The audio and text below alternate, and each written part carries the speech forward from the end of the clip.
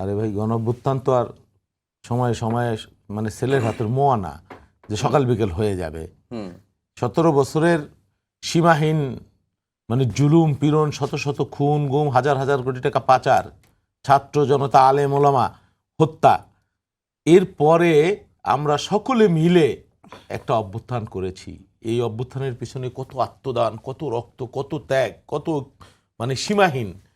আর 5 মাসের একটা সরকার, 6 মাসও হয় নাই, 5 মাস কয়েকদিনের সরকার, যেই সরকারের হাতে একজন মানুষও গুম হয় নাই, একজন মানুষও এক্সট্রা জুডিশিয়াল কিলিং হয় নাই, 57 জন সেনা অফিসার হত্যা হয় নাই, ছাপলা চত্বর হয় নাই, হাজার হাজার কোটি টাকা বাংলাদেশ থেকে পাচার হয় নাই।